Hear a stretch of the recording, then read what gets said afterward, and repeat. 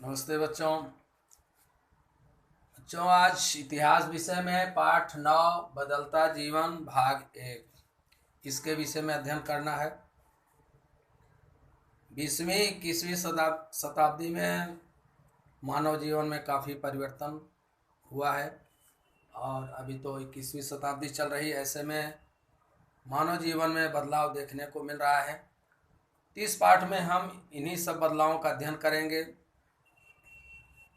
देश स्वतंत्र हुआ। हमारे देश में आज़ादी के बाद अपना संविधान तैयार किया गया।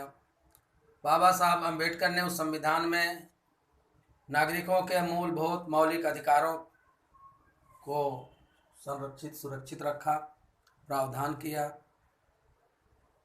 मौलिक अधिकार में समानता का अधिकार, सभी नागरिक समान हैं। अभिव्यक्ति की स्वतंत्रता, सभी को अपनी बात कहने का अधिकार। संस्था संगठन बनाने की स्वतंत्रता, देश में कहीं भी घूमने फिरने की आज़ादी, बिना रोक टोक के आप देश के किसी भी कोने में घूम टहल सकते हैं। नागरिक को किसी भी प्रकार का व्यवसाय करने की स्वतंत्रता मिली। पहले व्यवसाय जातिगत होते थे।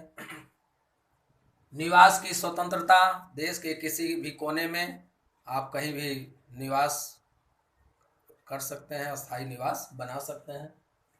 भाषा संस्कृति इन सब का संवर्धन करने की आज़ादी। इस तरह से हमारे संविधान में इन मूलभूत अधिकारों को संरक्षित किया गया, जिसकी वजह से देश के नागरिकों को अपना जीवन जीने की भरपूर आज़ादी मिली हुई है। पहले सत्ता या सरकार के खिलाफ खुल कर के कोई बोल नहीं सकता था, लेकिन संविधान में विचार अभिव्यक्ति की आज़ादी दी गई और आज समाचार पत्र और विभिन्न चैनल्स और विभिन्न माध्यमों से जो है लोग अपने विचार, सरकार की अच्छी नीतियों की प्रशंसा और खराब नीतियों की आलोचना भी करते हैं। संविधान के प्रावधानों के परिणाम, जो संविधान में प्रावधान किए गए उसका क्या नतीजा निकला बच्चों? उसमें पहला है जाति व्यवस्था के ढांचे को आघात पहुंचा। जाति व्यवस्था जो पहले एकदम व्यापक तौर पर अलग अलग भागों में बटी हुई थी, समाज जातियों में बटा था, उसका विघटन हुआ। व्यवसाय जो वंश परंपरागत था उसमें भी परिवर्तन हुआ। जातिगत व्यवसाय से हटकर समाज के सभी लोग अपनी अपनी मर्जी से व्यवसाय करने लगे।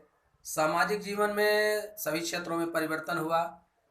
रेलवे में तृतीय श्रेणी का जो दर्जा था, तृतीय श्रेणी की व्यवस्था जो थी वो समाप्त कर दी गई। अब सेकंड क्लास और फर्स्ट क्लास ये सब रहता है। थर्ड क्लास का रिजर्वेशन नहीं रहता, सामान्य रहता है। तो पहले तृतीय श्रेणी का भी होता था।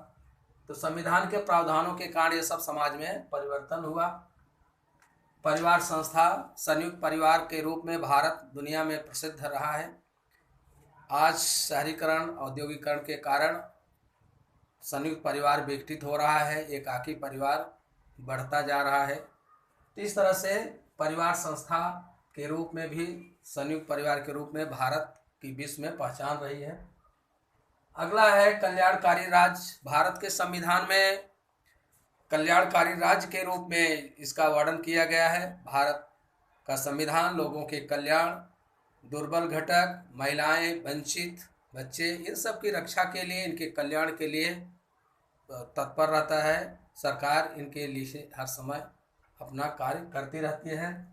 कल्याणकारी राज्यों में आज़ादी के बाद जो सामाजिक चुनौतियां, सामाजिक, आर्थिक और सांस्कृतिक विषमता थी, इसको दूर करने की समस्या, तो कल्याणकारी राज्य में इन समस्याओं को दूर करने के लिए तमाम कानून बनाए गए। स्त्रियों, बच्चों, दिव्यांगों और अल्पसंख्यकों का विकास, इन पर सरकार का मुख्य रूप से ध्यान रहता है और इनके हितों का विकास करने के लिए सरकार हर समय प्रयत्नशील रहती है। अनुसूचित जात, अनुसूचित जनजाति के बच्चों को शैक्षिक रिजर्वेशन दिया गया है। शैक्षिक शिष्यवृत्ति, स्कॉलरशिप दी जाती है। अनुसूचित जात जनजाति के लोगों को लोकसभा, विधानसभा, स्थानीय स्वायत्त संस्थाओं, सब जगह उनको आरक्षण दिया गया है। दिव्यांगों के लिए भी व्यवस्था की गई है।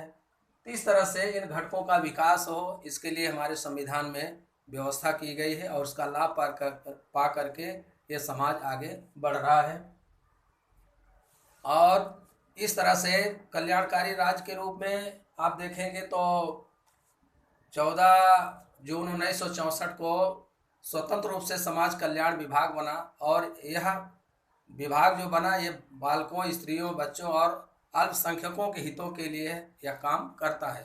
तो इस तरह से आज़ादी के बाद हमारे देश में जो सामाजिक चुनौतियां थीं, सामाजिक, आर्थिक, सांस्कृतिक विषमता, उसको दूर करना, स्त्रियों, बच्चों, दिव्यांगों और दुर्बल घटकों का विकास, अनुसूचित जातियों, जनजातियों, अल्पसंख्यकों का विकास, ये समस्याएं थी। और ये समस्याओं को जो है दूर करने के लिए अलग से समाज कल्याण मंत्रालय बनाया गया, और तमाम समय समय पर तमाम कानून बनाकर इनके हितों की रक्षा की जाती है।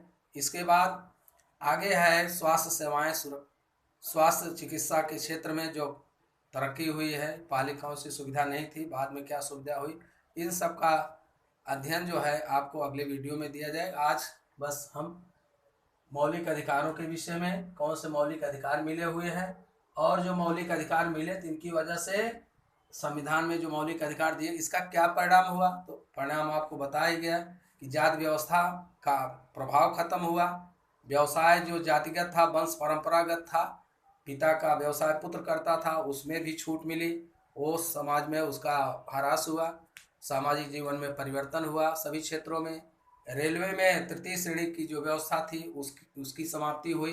ये सब मौलिक अधिकारों का परिणाम है।